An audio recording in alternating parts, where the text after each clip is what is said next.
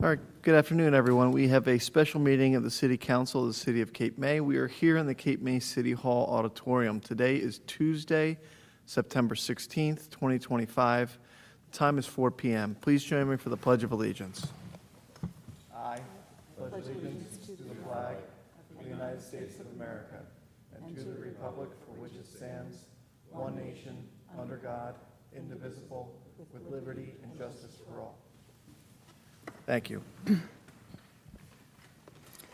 Under the Open Public Meetings Act, notice of this meeting was sent to the Cape May County Herald and the Press of Atlantic City, and a copy of the agenda was delivered to each member of City Council, posted on the city website and City Hall Bulletin Board. Notice is hereby provided that council meetings are audio recorded and/or video streamed live. Live video streams are posted to the Cape May City website. The City of Cape May is not responsible if audio recording or live video streaming of a meeting is unavailable. Roll call. Councilmember Baldwin. Here. Councilmember Bodnar. Here. Deputy Mayor McDade. Here. Councilmember Meyer is absent. Mayor Mullick. Here. City Solicitor Gillenschwartz. Here. City Manager Dietrich. Here. Deputy Manager Riggs. Here. Deputy Clerk Turner. Here. We have Resolution 27609, 2025, a resolution providing for a meeting not open to the public in accordance with the provisions of the New Jersey Open Public Meetings Act and JSA 10:4-12. This is to discuss the Chief Financial Officer position. Do I have a motion? I'll make the motion. Do I have a second? Second. Roll call? Deputy Mayor McDade.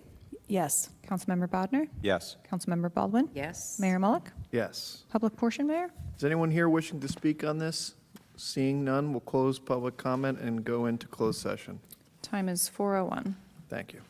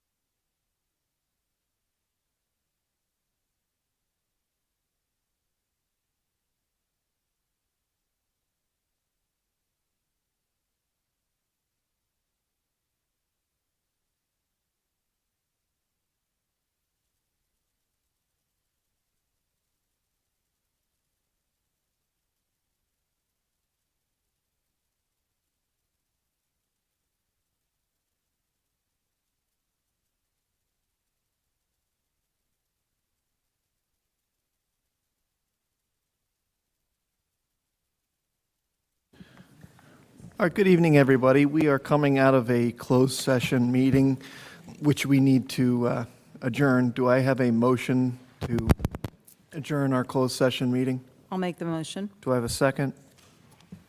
I'll second. Thank you. With that, City Clerk, can we open up the regular meeting? Absolutely. Okay.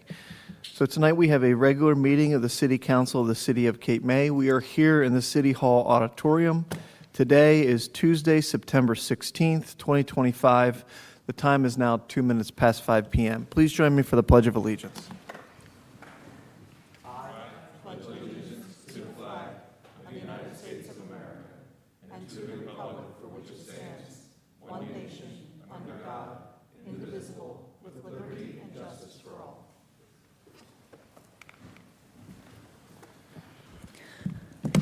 Under the Open Public Meetings Law, notice of this meeting was sent to the Cape May County Herald and the Press of Atlantic City, and a copy of the agenda was delivered to each member of City Council, posted on the city website and Cape May City Hall Bulletin Board. Notice is hereby provided that Cape May City Council meetings are audio recorded and/or video streamed live. Live video streams are posted to the Cape May City website. The City of Cape May is not responsible if audio recording or live video streaming of a meeting is unavailable. Roll call. Councilmember Baldwin? Here. Councilmember Bodnar? Here. Deputy Mayor McDade? Here. Councilmember Meyer? Here. Mayor Mullick? Here. City Solicitor Gillen Schwartz? Here. City Manager Dietrich? Here. Deputy Manager Riggs? Here. Deputy Clerk Turner? Here. Any additions or deletions tonight, Council? Any additions or deletions, Council? No? Okay. On to updates and old business. City Manager? Thank you.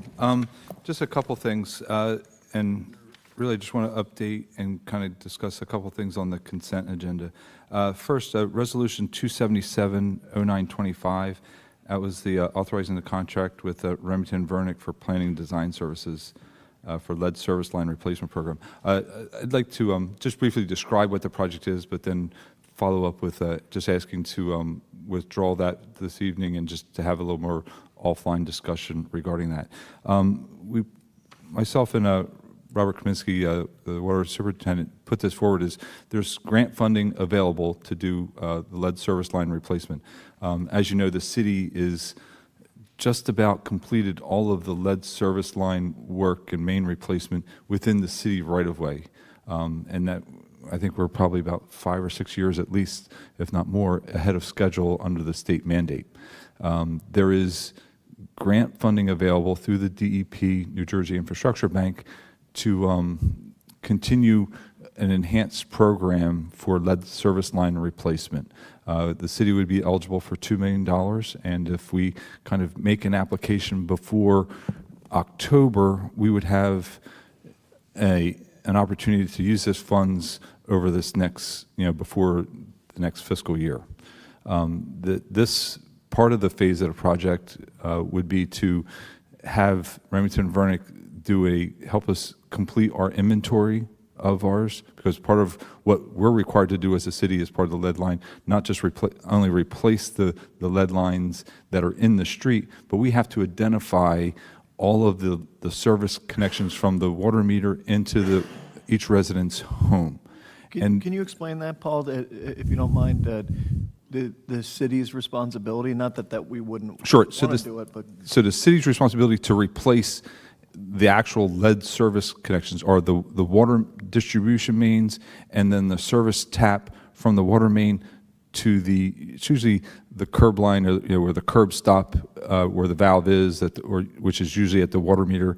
Not always at the water meter, because there are some homes that have the water meter up underneath the house. So it's really where the curb stop is, where the valve is. That's kind of where they delineate the city responsibility and the property owner responsibility. The same way as if your water main breaks up in your yard and you call the water department and say, hey, I have a problem. And they say, well, if it's up in your yard, that's your responsibility. You got to call your plumber to fix that. So it's kind of the same delineation. But what the city has responsibility to do is that we have to identify those service connections up to the homes that may have lead, meaning they're not copper, but they have leaded joints or they're galvanized pipe, and that we have to go through a series of not only identifying, but then making a minimum of 3 communications with the property owner to advise them that they should have these lines replaced, and advising them of the health concerns of long-term exposure of drinking lead water. And just to be clear, that you just said galvanized pipe as well, right? Yeah, galvanized pipe, and typical homes that would have been built pre-1970s all had a potential to have galvanized pipe, not only the service line, but throughout the home. A lot of the older homes all had galvanized water pipes in the walls, not copper pipes. So if you live there as a year-round resident or have younger children, it's best not to have them exposed to the lead or the water that goes through these lead pipes. So going back to, the DEP has grant money set aside for lead service line replacements. We've been going through that process. We were going to attempt to apply for a grant. The Remington and Vernick was for the design services would be 100% paid through this grant to help us identify the rest of the remaining lines, have communication with property owners, and then we could do the follow-up, because obviously that identification is not going to be near take up the $2 million, but we could work on a program that we could also pay through the grant to replace those lines from the curb stop up to the home, and as a second phase of the project. Obviously, this is all 100% grant funded, just like, if you remember, we just awarded earlier in June and July the water sewer placement project. That's all principal forgiveness with the state. It's the same process. So there is some upfront costs to that, but it's all essentially principal forgiveness to the city and to help remove these lines. Can I ask you, what would be, you said obviously that some money would be left after the research, basically. Right? Yes. How would that become a city project, or how would that? We would it would become a city project where we would put out and identify X number of homes based on what we would do. Obviously, we would have to get consent from each property owner because the work would be being done on their property. So you'd have to get consent to say, hey, do you want to participate in a program where the city's going to replace your lead service line? We would let a contract identifying these X number of homes and that would be have the work and paid out of the grant funds. Would there be a cost share, or? Yeah, I was going to say I mean, 50/50. Or Obviously, we could, depending on the number of homes that we identified, Gotcha. depending on the cost, maybe we do a 50/50 program and get more homes covered. So I think that would Yeah, gotcha. likely, but it all starts with having to do the design. Yep. I know the number looks like a high number, but unfortunately, the way the DEP, you have to input these numbers, they base it on population and linear footage of distribution main, and then they plug it into a formula, and then they spit out, oh, it should cost this much money. And we only pay for what's billed, but it's not really, it's billed to the grant. It's not really billed out of city funds. But that's kind of how the program lays out. Well, it sounds like a great. Remington and Vernick they were one of the first consulting firms to do this program with the state, so they kind of developed this inventory program and this process. So they're the engineer that's in the leading forefront in doing this. If we went with a different engineer, we could, but they're going to have to get on a learning curve and do all this stuff. Remington Vernick has all this stuff off the shelf. They've been doing this actively for Ventnor, Margate, Atlantic City Utilities Authority, Seaside Park. So a number of towns that they've done this exact specific project for. But I do understand that that it is a large dollar value for a new consultant that hasn't worked for the city in quite a few number of years. I just wanted to give a full explanation. I know I'm making a recommendation on the table, but I more wanted to make the discussion for the public so the public understood it because it was on the agenda. And the city would not be under any obligation. Yeah, this. If they don't get the grant, then, Correct. Even if the council adopted this resolution, it really is giving the authorization for us to work with Remington and Vernick to submit the application to see if we get, to get the grant. Once they get the grant, then they would start work. No work would be done, and that's one reason why it was on last week's agenda, but it got pulled because I had to work with Mr. Killenschwartz on just making sure that we had specific language in there that they're only going to do work if we get awarded the grant. The next I wanted to discuss was Resolution 280-0925, and this was regarding the professional services for de Blasio Associates. This is to make another application for next year's clean water application, and this would be to kind of a companion program to the program we just did. We've been reviewing the streets on the I&I study that the city had done, and to be honest, we're almost running out of roads that were on. We're now doing some of the medium and low priority roads out of that study. So that was to propose to do a section of Howard, a section of Virginia, a section of Texas, and a section of Reading. There's about 6 blocks in total out of those streets. But if you authorize, that would put us in line to award a construction contract for fiscal year 2026 out of the New Jersey Infrastructure Bank. And then the last one was Resolution 281-0925, and that is the resolution authorizing, there's also a companion ordinance for that.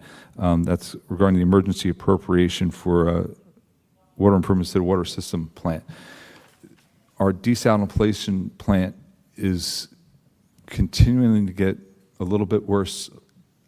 Every year, we go through a process where we repurge the reverse osmosis plants, do a deep clean, backwash them, and kind of refresh them in the off-season for the upcoming summer season. Well, the repurge that we did last year barely made it through spring. We had to do some extra work in repurging in the spring, and that barely made it through 2 weeks ago.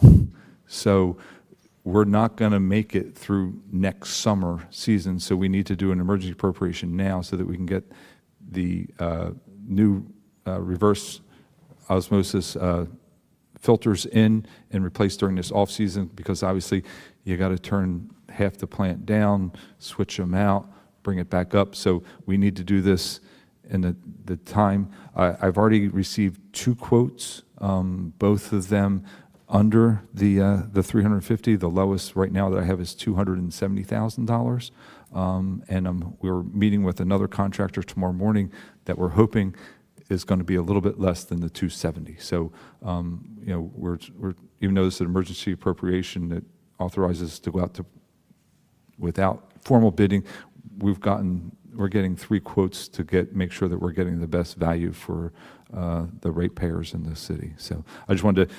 That was a little extra expense here at the end of the year that we didn't anticipate, but I don't want to wait until the new budget year to do a bond and wait until 2026 and then try to squeeze them in before the summer season. I'd rather get them replaced now because what's happening is the pressures are building up and it's putting a large strain on the internal systems, and when those pressures get too high, fittings break because they exceed the pressure, and I need to still produce some water for the city residents and our users. So I just wanted to give an explanation about that emergency appropriation. So, and that's all I had this evening. Very helpful. Thank you. Thank you, City Manager. City Solicitor? Nothing tonight, Mayor. Thank you. City Council, any updates to our old business? No. Ordinances for introduction?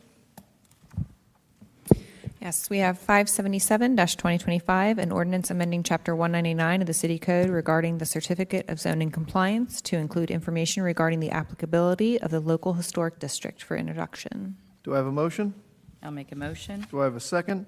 I'll second. Any questions or comments, council? Roll call? Councilmember Meyer, Yes. Deputy Mayor McDade, Yes. Councilmember Bodnar, Yes. Councilmember Baldwin, Yes. Mayor Mullick. Yes. 578-2025, an ordinance amending City Code to include a prohibition on demolition by neglect for introduction. Do I have a motion? I'll make that motion. Do I have a second? I'll I think we had 3 seconds. Mayor, before we vote on this, Please. just in looking at this is probably my fault here, but the section 2 of this new language reads a little bit like word salad right now, so I wanted to propose an amendment to clean that up a little bit if I could. So this is, and just for those that may be listening and following this, this is a providing for a determination of demolition by neglect. This is an ordinance for the protection of the city's historic resources, specifically in the historic district of Cape May. A lot of municipalities have similar provisions, New Orleans being an example, and towns with historic resources. So what the city's doing is consistent with ordinances you see throughout the U.S., but this one's tailored to our city. But the language I'm talking about is in 52540C, and it's the second paragraph where it says determination of neglect. I think we should strike that language, and without changing the meaning or intent of this, it's just going to be a cleaner paragraph.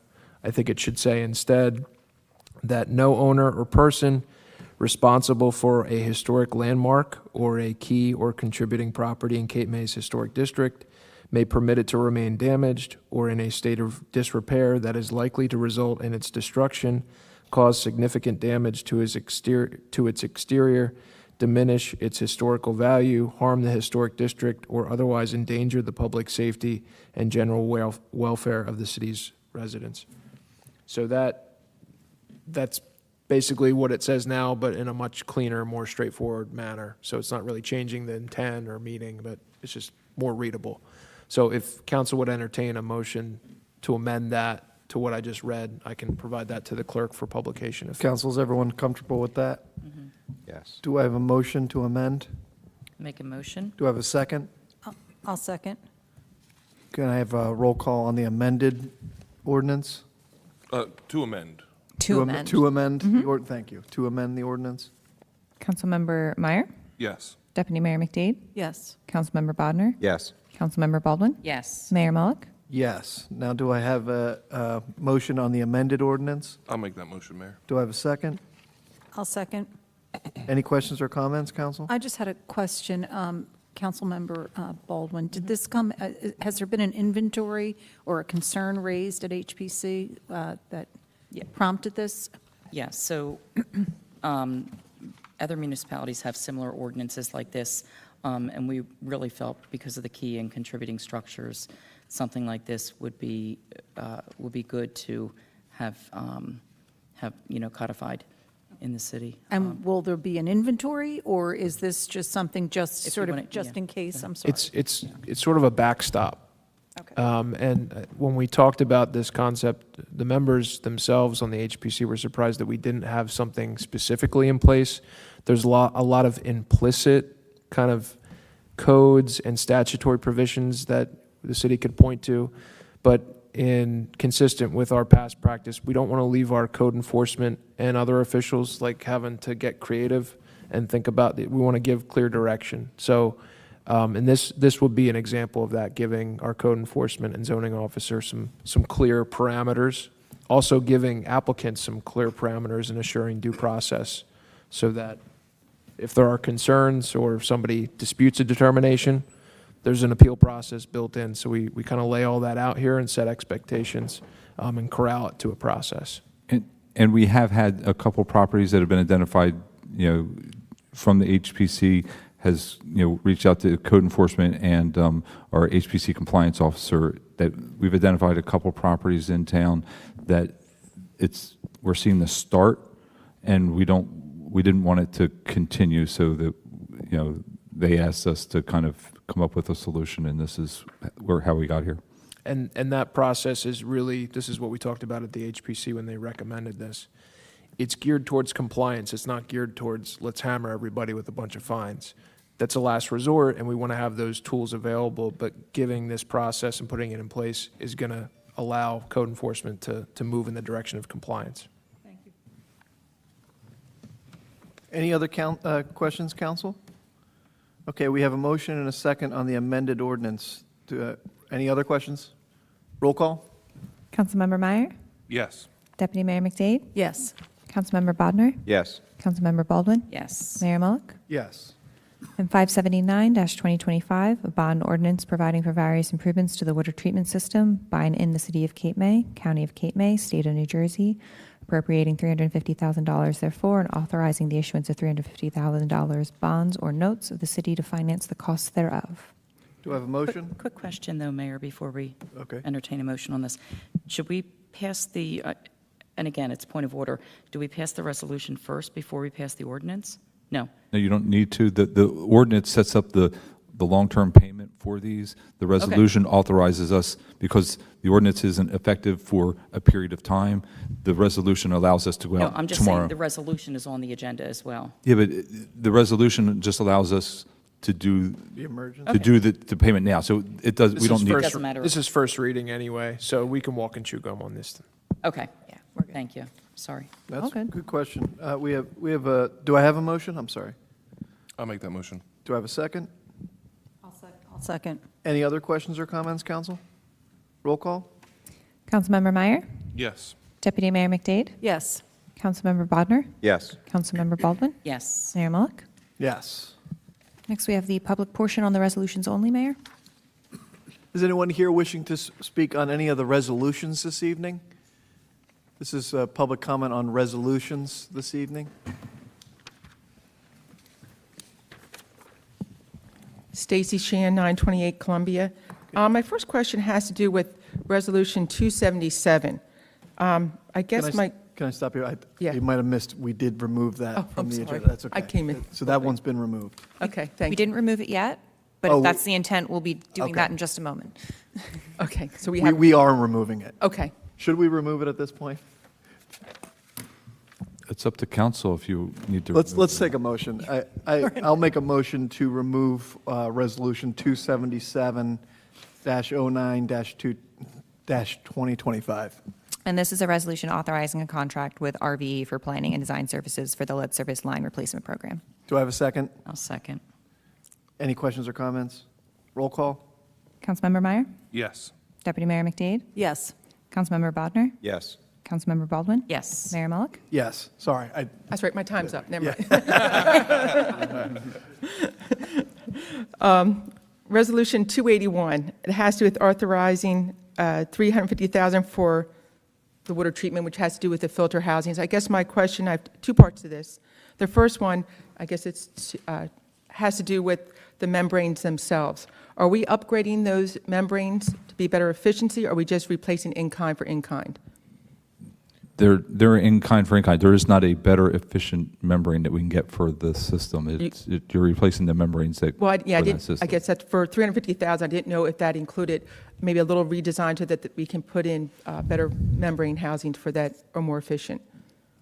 No, those are the efficiencies that we would get. You can't get a better efficient membrane. Those are the membranes that we can get. Well, I knew there was like some smaller ones that aren't as large as that one that are, Yeah, we're essentially opening up the canister, putting in the new membrane. right. So we're I not didn't know- I changing, didn't no, know we're not changing. No, the housings or anything. no, we're not changing the Okay. housing. So- Did we look into maybe changing the housing to get better efficiency out of the membranes? Or not the That would- membranes, but the system itself? Considering the cost, it would have been more cost prohibitive to change that, because then you got to change the whole frame, the rack, and piping to those, whereas now we just have to open them up, change the membrane, and we did not explore that cost because it would have been exponential to these costs by probably a factor of 3 or 4. Okay. Considering we're looking at replacing the plant in 2 or 3 years, this is really just to get us to there, and it wasn't worth spending that additional funds to try to do that. My next question, second part to this question, has to do with, is West Cape May going to be paying a portion of this improvement or this fee? All of our bulk users that have a desal plant costed at will reconcile their appropriate costs based on their cost share, yes. I guess at the end of the year, is that when we go after the cost for this, or when do we When we, claim this percentage of this cost? we'll work with the CFO in calculating what that costs are when they start occurring, and we'll apply that to the bills as they come in. We'll notify the bulk users later this week of the impending charges, but we won't know those actual costs until the notes are secured and applied, and so it'll probably be sometime next year by the time we know those costs to be able to apply to the desal And rate. recoup that money that, Yes. for this project. My second question has to do with 283, and it has to do with that Ocean Wind Grantors Trust. And I know that the city council took a stand against offshore wind. So I didn't know how this grant, that is Ocean Wind Pro, New Jersey Grantors Trust, how that works with being against wind and going after this trust, or this grant. The selection criteria, the trust was set up to be separate from the actual organization that's doing the work. So the money is sitting there, and they have to spend the money based on certain criteria. And I don't think that their selection criteria has a question of whether or not you supported or, oppose their thing. Right. So we're going to apply. Now, maybe they have a secret backdoor check mark of if you've opposed it or didn't, but And there's nothing in it's- the future that would require us to do anything no. if we went through? Just No, making sure. there's nothing that in there that says, oh, if we accept these funds, that we now have to support. Not support, that but effort. use the land, for their projects or anything. This would be for a project. Most likely, we're going to use this as to apply to our match for the seawall. Right, okay, but I didn't know that means they could use, come in with power. No, there's no Okay. tie-in for that. And I guess I was surprised that there was wind still going on, because I thought it was cut short But these trusts were set up before. before then, so funding those was given. trusts remain in place, and because they had to pay that. So those are ratepayer money that's been paid into the trust. Okay. Stacy, I just want to fill you in that this 350 emergency appropriation for the desalinization or desal plant, we are getting quotes. Paul mentioned that before you came in. We are getting quotes. We don't anticipate spending that much. Right, and I understand the quote. I was just hoping that maybe we could redesign a little bit so we could put in better membranes and get a better efficiency out of it so that we could keep the life of it going. That's what I was hoping for. Thanks, though, I appreciate it. There you got it.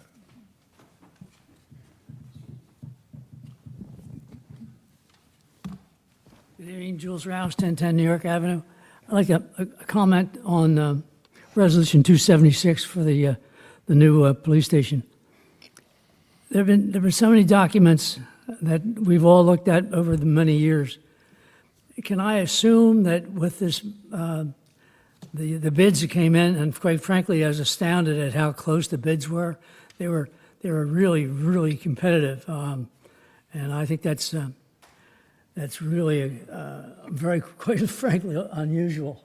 But is JCP&L and DEP, have they reviewed the plans and approved them? And are we in a position to have that now go forward?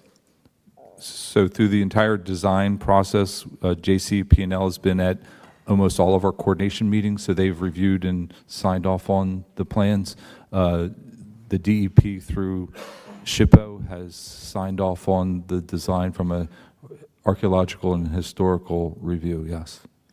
During the building process, can I assume that there's an inspection process that will involve JCP&L and DEP as well? There are provisions in the contract that during any ground disturbance of a certain depth, JCP&L will be notified, and they'll probably most likely have a inspector on site to monitor and make sure we're in compliance. That's great. Thank you very much. Thank you. Anyone else on resolutions this evening? Seeing none, we'll close public comment on resolutions. Move on to the consent agenda. Yes, council, you already took action on 277, so is there anything else you'd like to remove from the consent this evening? Anything else, council? No? Okay. All right. Do we have a motion to accept the consent agenda? Do I have a motion? I'll make the motion. Do I have a second? I'll second. Roll call? Councilmember Meyer, Yes. Deputy Mayor McDade, Yes. Councilmember Bodnar, Yes. Councilmember Baldwin. Yes. Mayor Mullick. Yes. Moving on to new business. New business, city solicitor, any new business? Nothing tonight, Mayor, thank you. City manager? Nothing, thank you. City clerk? Casey Radigan's going to be mad at me, but I did not print out her flyers for all of the fall festivals that are happening. There's a lot of stuff happening this fall. I have no information right now, but it's all on our website, and I will have more next meeting for you. So nothing tonight, Mayor. Busy, busy. Yes. Okay, Councilmember Baldwin? I have nothing tonight, Mayor, thank you. Okay. Councilmember Bodnar? Nothing tonight, thanks, Mayor. Councilwoman McDade, sorry. That's okay. I just wanted to mention that when we were at the Harvest Brew Fest on Saturday, it was announced that Cape May will be the recipient of this year's Honor Award for our support and work with MAC, and specifically the maintaining of the Physic Estate. So there'll be a special award ceremony on November 13th, I think it is. So just really nice. It was, Steve and I were there, and just Jody announced it, and we were both like, oh, that's great. Had no idea. So anyway. That's great. Councilman Meyer? Not tonight, thanks. Okay. I just want to thank all of City Council, but especially thank our police department to be blunt, their professionalism and patience in regards to the police station building. Many of you know this has been years in the making, and before I say anything more, I really want to thank the task force that was involved, and I'll say them by name now. Jake Stevenson, who's a resident of the city of Cape May, former police chief in North Wildwood and Historic Preservation Commission member, former council member Mike Yeager, Dennis Crowley, who's as typically in the front row here, who's frankly right across the street on Lafayette Street, and a member of the Municipal Taxation and Revenue Advisory Committee. Am I saying former member at this point, or are you still going to the meetings? And former mayor and police officer Bob Elwell, along with obviously our chief of police and the entire command staff, and obviously Paul and Justin, all of your hard work, our engineer, Vince Orlando, our architect, Rob Conley, the authority, the Cumberland County Development Authority, who's been helping with the planning process, obviously through the bidding process. But frankly, most importantly, for all of those people I just mentioned, that process is really just starting now. So thank you for all of your hard work and years to get here. And again, to our solicitor who worked on this for at least 6 years. And to the citizens of Cape May. It's an expensive endeavor to have the taxpayers pay for a building such as this. And it takes a sacrifice from a lot of people, and that includes the taxpayers. But this is such an important building for the future of the city, the safety of our citizens, and frankly, Chief, I couldn't think of someone more deserving of. Your office is right there. I think it used to be the principal's office, and you deserve the best of the best, and I think this building really will be. So I appreciate your patience, all of the police officers' patience, again, which you needed because it took us years. And again, I want to thank the taxpayers and the voters. You know, this has gone back years now to remember we had a referendum on this. But thank you very much, and Chief, thank you. No, absolutely, Mayor. I appreciate that. You stole all my thunder. I appreciate you doing that as well.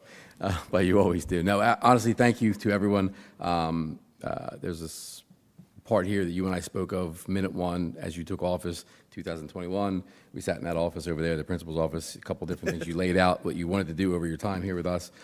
Council's changed over that time, but you stayed consistent with that. So first and foremost, I want to make sure that I thank you first. Deputy Mayor McDade as well, you jumped on that committee late in the game, but brought a spirit of let's get this done to it. So we appreciate that. All of the city council members, you all weighed in at certain times, met with me, talked to me about the future, what we needed, how it would impact the city of Cape May, and what was the best direction to go. And I appreciate that challenge because it kept me on my toes to make sure JCP&L was being contacted, the DOC was being contacted. So I appreciate all of City Council, Deputy City Manager Riggs, Manager Dietrich as well. They came in after Mike Voll, and they just picked up and kept running. They did not stop. So without that authority from them, and the pushback behind that was we would not be where we are today. We have a lot of work still to do. And you mentioned the citizens. I want to mention the residents in and around that area, Broad Street Court, the people on St. John's, little Dennis across the street there. It's going to be an impact to their daily. I've met with them personally on several occasions about different things each resident wants us to do. We want to be good neighbors. So that's the one thing I want to make known to the city residents that are living in the area and all around the taxpayers that are paying for this. Comes out of your pocket to pay for it. But this is this building will be here way past Zach's kids living here and my kids being here. And hopefully these gentlemen that are here now working the squad today. So that's definite. I do want to circle back to the task force and mention each one of them personally. Bob Elwell Sr. brought a lot of vision to the meetings. The one thing I didn't get for him was that see-through glass in the interview room. We now use video surveillance cameras for that, so I'll show that to Bob when we get there. He wanted that window that was dark on one side and you could see through it. So. But Chief, if I can interrupt you for a second, that's the level of detail that was put into this building through that task force, especially It was. yourself. Yeah, So- it definitely was, and those members that were on there, Bob Elwell Sr., these men, Jake Stevenson, former police chief, Dennis always brought the fire to the meeting, because he's built state police buildings. He's got that history behind him. Ms. McDade as well brought that. She's been in the hospital settings. Built listen. I built my house. This is not. This is a commercial building. The one thing. With all the people on there, Mike Yeager stayed consistent with us. He was on the council, Kate kept through, and kind of just sat back, and he would chime in when it was necessary and just sit back and then just kind of let us roll with it. My command staff, I could not do this without them. Lieutenant Walker, Captain Bobick, Lieutenant Mazza. I talk a lot, but they stayed with me, and they're going to stay with me as we move forward here. And again, not that I could do this job without my patrol division and detective division. They've been over in West Cape May for a very long time, waiting patiently. After we lost the referendum, we kind of took it to heart, but the message to them was, we don't let people see us sweat. We're not crybabies. We're not going to sit here and pound the sand and go forward. We got a job to do. The residents expect us to do our job today, like we did it yesterday, and move forward.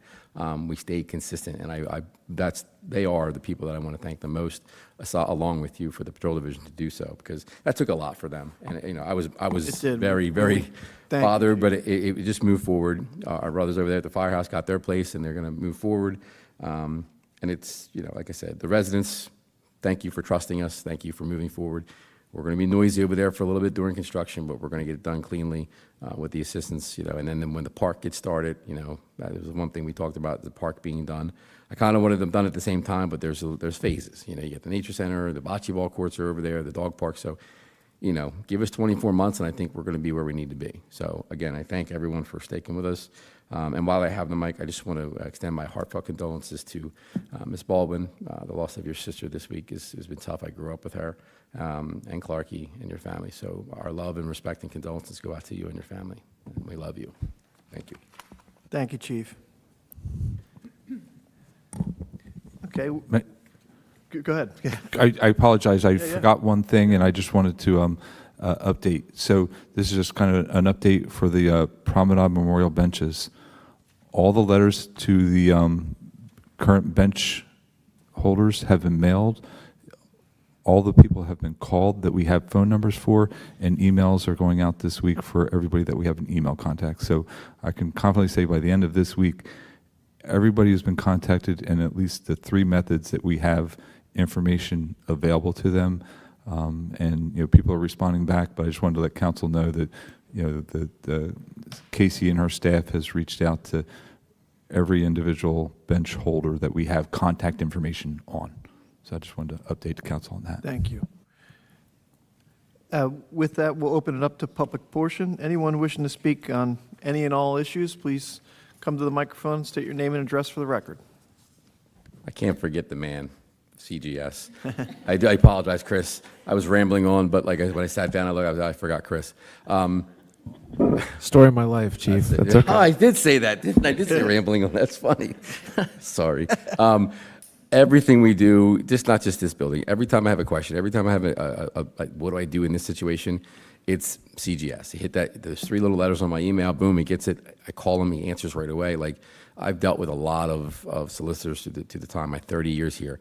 This guy right here keeps us in the right way. So as we move forward. I mean, a round of applause for this man for what he does for the city council and the city of Cape May, if we could do that. So thank you, Chris. Thank you, Chief. I'm done. No, and Chief, I do appreciate, again, you going through each of those members. And I did skip our deputy mayor as a member of that task force as well. But just to reiterate again, all of their hard work in the planning of this, it took meeting after meeting and hour after hour to go through the whole detail. And I just appreciate all that volunteer work. And again, all of the city council members for supporting it all along the way. With that, we'll open it up to public comment. Anyone else wishing to speak on any and all issues, please come to the microphone, state your name and address for the record. Thank you very much. Hello.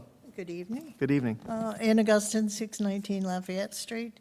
My problem harkens back to the paving of Lafayette Street last summer, and we had some damage to the end of the driveway, and went through the channels of contacting the people who did that and such, and sent them pictures and things, and we've still not gotten redress on that, so What was your address again, ma'am? I'm sorry. 619. 619, okay. Are you familiar with this at all, city manager? Okay. We will work with you for certain. City manager's going to give you his Where number. the end of the driveway, which was cement, came to the sidewalk. Okay. And there's a kind of few chunks missing that Okay. really need to be Feel taken care of. Feel free to send me an email or give me a call. I'll get your particular information, and I'll reach out to the people that we need to reach out to. All right, so we've tried a few times with phone I'll- calls and I'll- sent pictures. I mean, they do have the evidence. You just, But- I'll get a hold of it from you, and If you want to, and I'll make some If you want calls. to add me to your email, go ahead and do that. I'll work with you to make sure. All right. This is my first meeting locally. I mean, Sure. we've been over there as much as we can back and forth, but just wanted to get the flavor of Wh- wh- South Jersey wh- Council. Where's the other council? Jefferson Township in Morris County. Okay, we're going to try to beat them and be quicker than they are, so I'm going to work with you. You're easier to hear, I do have to Okay, say good. that. Even though I have to sit in the second row. All right, thanks for your help. Thank you, thank you. Anyone else?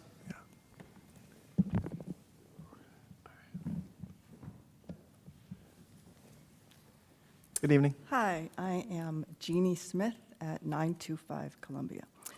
And first, I wanted to just applaud the lowering of the traffic, the speed limit. Speed. Ms. Smith, I'm so sorry. They're having a hard time hearing you. Oh, sorry, Yeah, sorry. there we go. Thank you. And I apologize because I'm not a public speaker, so I'm like shaking here. Take your time. But on Columbia Avenue, I noticed that there's no, I don't know what they're called, the Cross-traffic, to stop from people walking across? No, the mechanism that tells you how fast you're going.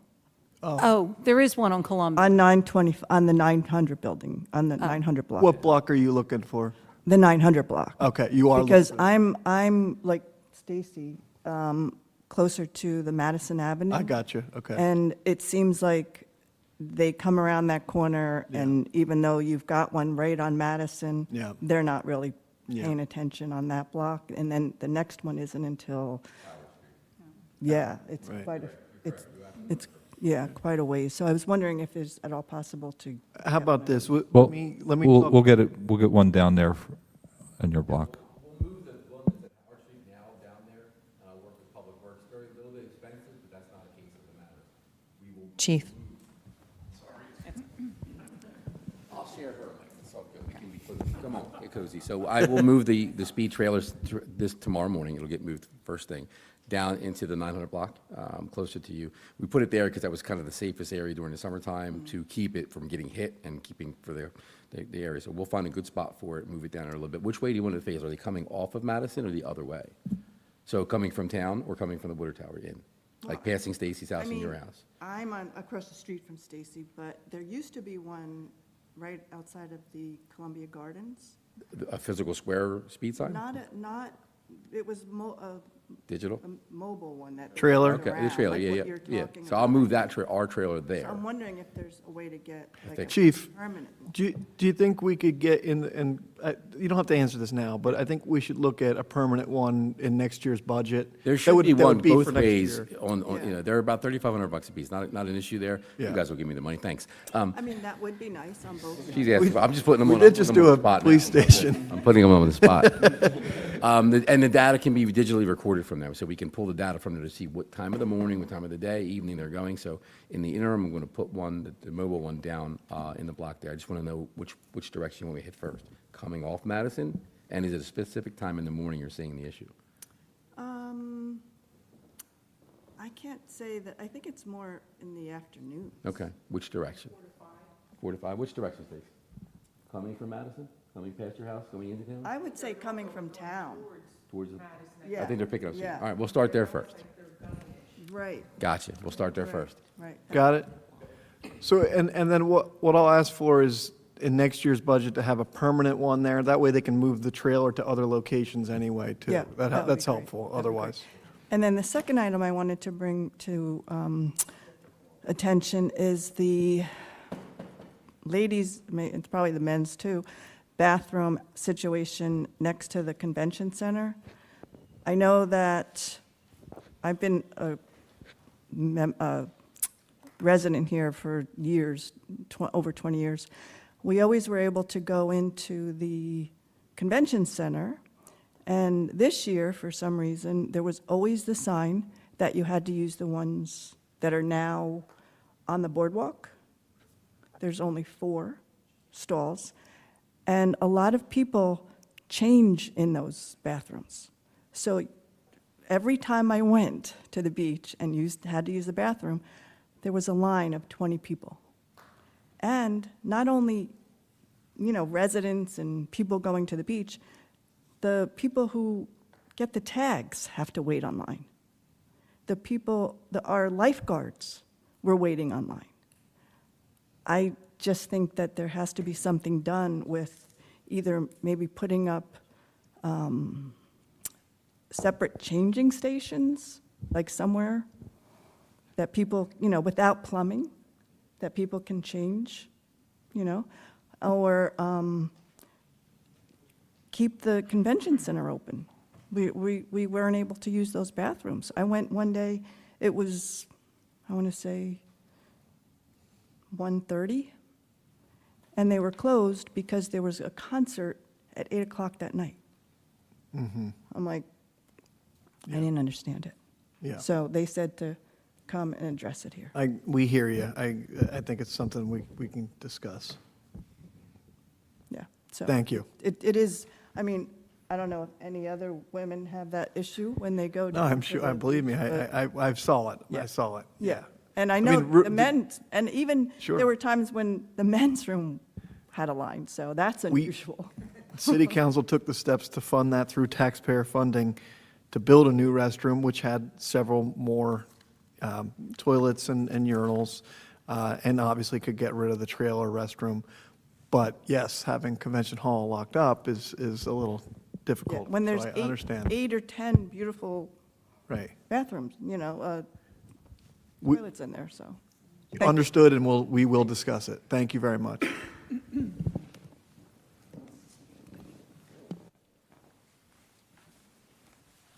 Stacy, 928 Columbia. I just wanted to bring up when she talked about changing rooms. We had discussed one time on council about putting in like showers, but no water running to them. I think it was Philadelphia, the bathrooms on Philadelphia, to put like shower stalls behind it for people to change in, therefore freeing up the bathroom for people that had to use the actual There's restroom. even room behind those restrooms on the beach side. That's what I was So that's- wondering. That's something we To could- put up outside showers for anybody to change in, and then they could use the bathroom for just what it's used Changing for. stalls, yeah. Right. Okay. My question is, and I didn't get to read the article in the Herald real quick, but there's something about a school study program being done for Cape May and West Cape May. And I just want to know if that's coming through council, or is that coming through West Cape May? Just some background on it, that's all. It's not city council, I can tell you that. So it's going through the school systems are doing this? And I guess they're paying for this school study to decide. Does the city council have any authority over the schools at all? Even though we're funding them?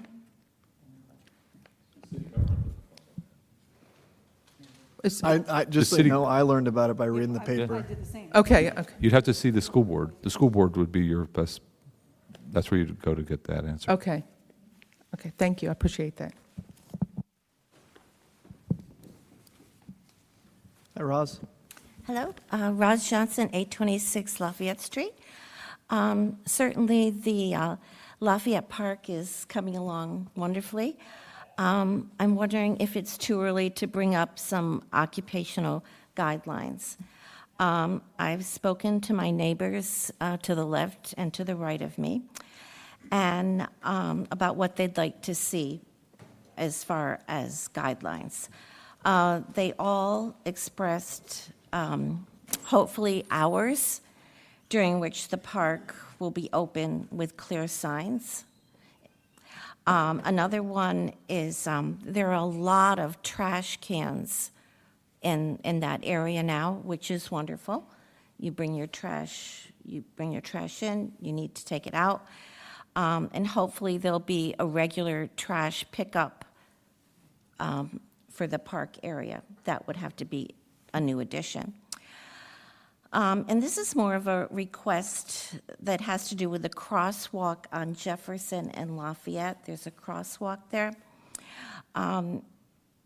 I have several neighbors that asked if it would be possible to put a button that pedestrians could press to activate a blinking sign. There's a blinking light, rather. I know there's one on Washington Street.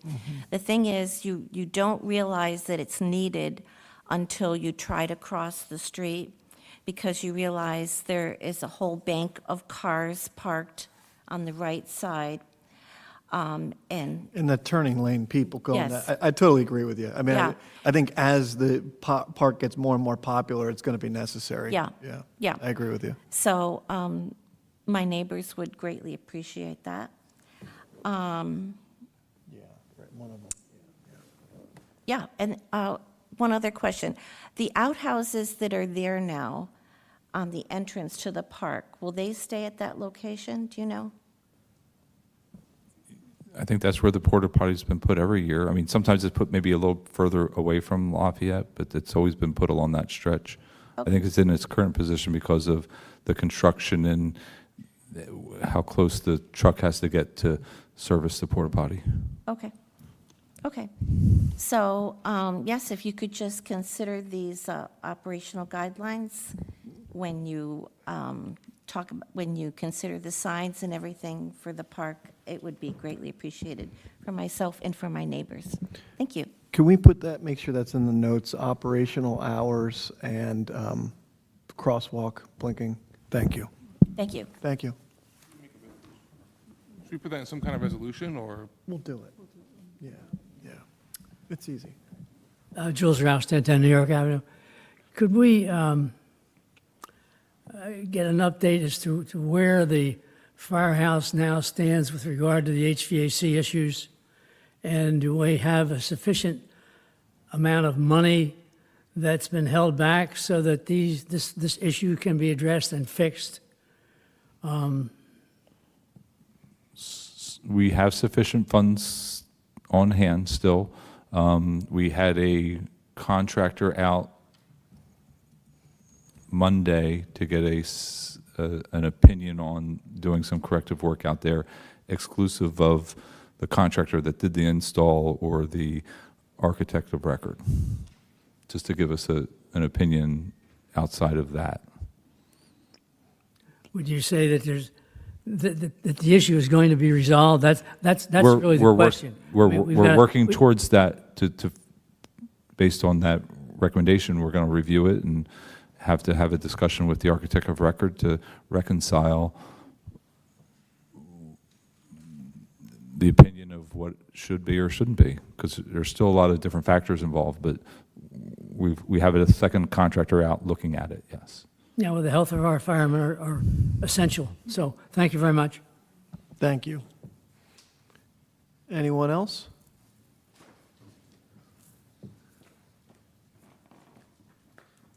Brett Blythe, 1313 Massachusetts Avenue. Well, About good evening. Har- Good evening. Oh, good evening to you too, sir. Harbor Cove. The amount of people that use it, I've been there a number of times. There's like no one down there. I mean, is it for the residents that is concerned? Because, it hasn't been maintained properly, and I understand with grounds being short of help and so on and so forth. Now we're talking about, what does it cost looking at renovations and stuff? About $2 million. Yeah, then, how's that, if Well- it can't be take care of at the present time, then you're talking about putting 2 million in there, Yeah. and, So, just real quick, 90% of it's paid through a grant through the county.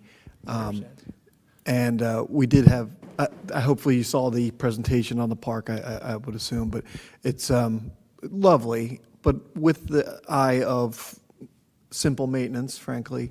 Right now, obviously, all we're really doing is mowing. So to be blunt, we are trying to address the issues that we all see, through this park project. Is it going to require more maintenance in the future? Yes. And we understand that. so what is going to be out of pocket for the city?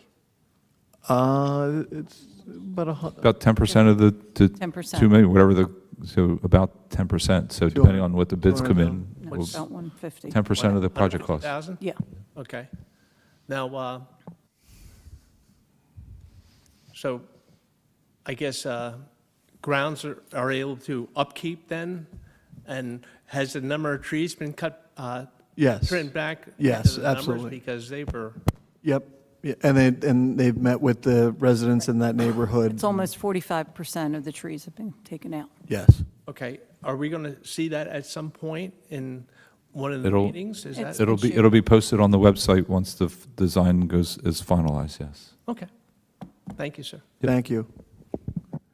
And just to hopefully relieve you, we share in your concern of upkeep. It's definitely going to require a little bit more. I hopefully you look at Kiwanis Club Park, which I would say was pretty similar. In its maintenance, we basically just cut the grass in Kiwanis Club Park. I'm talking about the duck pond.